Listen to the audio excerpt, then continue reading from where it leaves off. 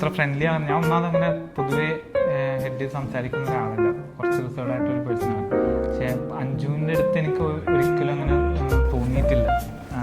ഞാൻ അവളോട് പലവട്ടം പറഞ്ഞിട്ടുണ്ട്.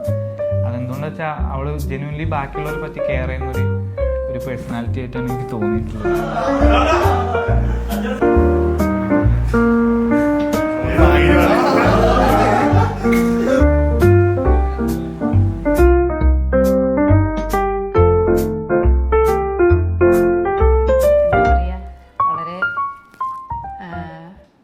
ലവ്ലി സൺ എന്ന് തന്നെ പറയാം. വളരെ നിഷ്കളങ്കനാണ്, വളരെ സൗമ്യനാണ്.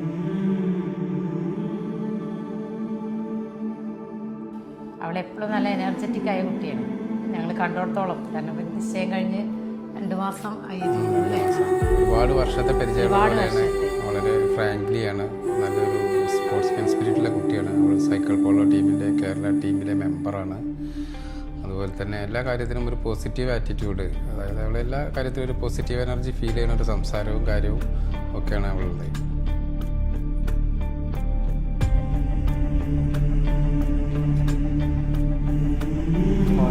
പറയുകയാണെങ്കിൽ ആള് ഭയങ്കര സിസ്റ്റമാറ്റിക് ആയിരുന്നു. ഇപ്പോൾ നമ്മൾ ചെറുപ്പം മുതലേ കാണുമ്പോഴും അത് ഭയങ്കര സിസ്റ്റമാറ്റിക്. ഇപ്പോൾ വായന, അങ്ങനെ കുറേ ഹാബിറ്റ്സും കാര്യങ്ങളുണ്ട്.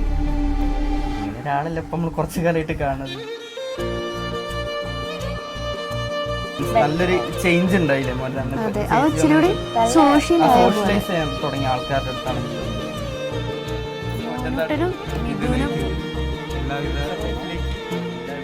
ആശംസകളും നേരുന്നു.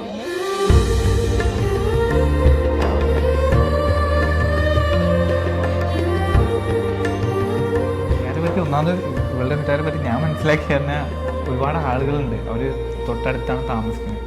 അപ്പോൾ എപ്പോൾ ചെന്നാലും ഒരു ചെറിയ പാർട്ടിക്കുള്ള ആളുകൾ എപ്പോഴും ഉണ്ടാവും അവിടെ. അപ്പോൾ പിന്നെ ഇപ്പോൾ ഇവളെ കൊണ്ട് പറഞ്ഞ പോലെ തന്നെ ഫാമിലിയും എനിക്കൊരു അകൽച്ച തോന്നി. ഇപ്പോൾ ഇവളുടെ ബ്രദേഴ്സ് ആയാലും 2 ആളും നല്ല കമ്പനിയാണ്. പിന്നെ ബ്രദേഴ്സിൻ്റെ വയസ്സായാലും ഒക്കെ.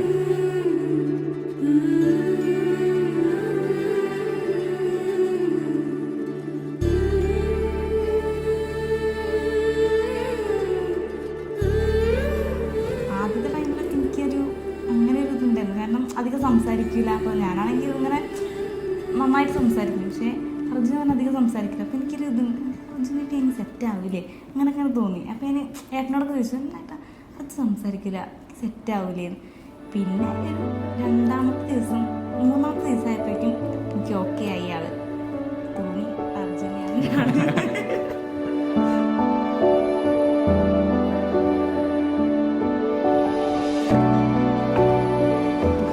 അർജുനെന്താ അവന് കല്യാണം വേണ്ട എന്നുള്ളൊരു ഇതിൽ നടക്കുകയായിരുന്നു നമ്മുടെ ഗ്യാങ്ങിൽ. പക്ഷെ ഇപ്പം അവനൊരാളെ കണ്ടു, ഇഷ്ടപ്പെട്ടു.